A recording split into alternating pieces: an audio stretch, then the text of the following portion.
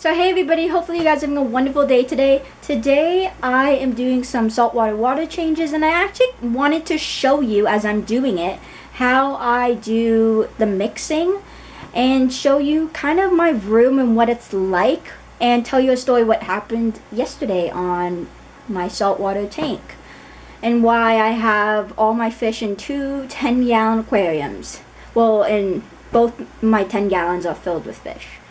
So first, there was actually a few comments, I think one or two, I actually don't remember, but they were like, your room's very nice. I can't believe you have like 13 tanks in your room.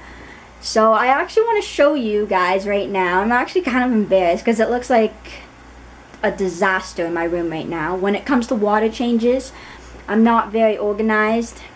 So let me just show you. So this is what my room looks like when I am doing a water change. Everything everywhere. So yeah, that's pretty much my room when I'm doing water changes. So let me just show you the fish real quick. So I have to go over buckets.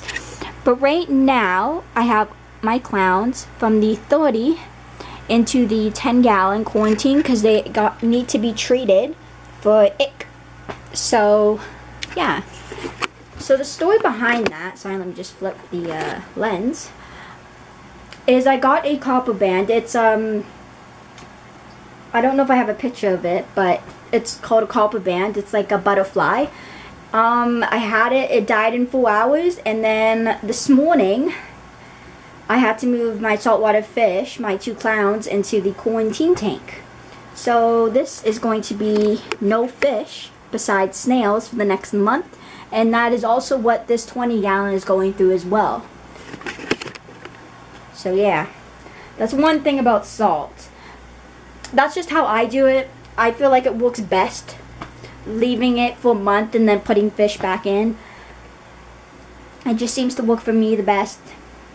So yeah, let me show you the how much water I used. And let me talk about this a little bit. So these are, sorry if it will focus. So these are about 5-gallon tubs each, so about 10 gallons. I did all 4 saltwater tanks. So this one's empty, and this one has maybe a gallon left in it. So I am going to be topping both of them off, and I will show you how I do so. Okay, so I put the water in these tanks, conditioned it, and now I'm going to put the salt. So this is honestly the salt I'm using. Yeah, let me just open this. Okay, so this is what it is when it's open. Sorry, something just went off. And I always keep a cup. Sorry, you can't even see it. Just keep a cup in here.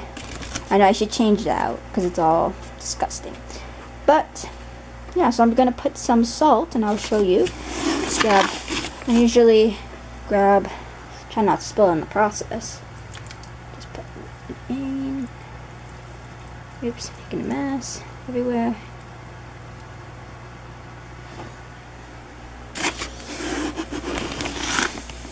Dump some more. I'm putting it into the other tank as I'm doing 2 bins. Like when you mix salt in the beginning, it's gonna be a little hard to get used to it, but in a little bit of time, it's not even gonna be hard, where you actually know or can guess how much you need to get to a certain point. Like I know that I'm gonna need at least 2.5 of these container things.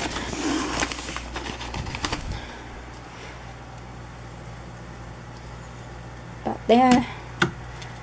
Fill this one up because this one wasn't 100% empty, so I don't really know on this one.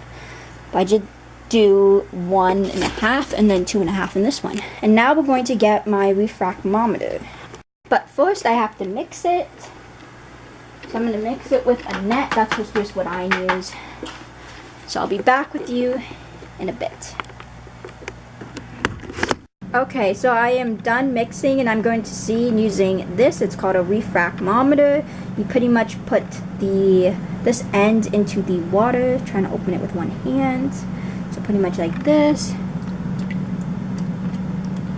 And usually on the first time you're never right, so you're gonna have to add more salt usually. And then you look through here and you do it near a light. I usually do it on this light.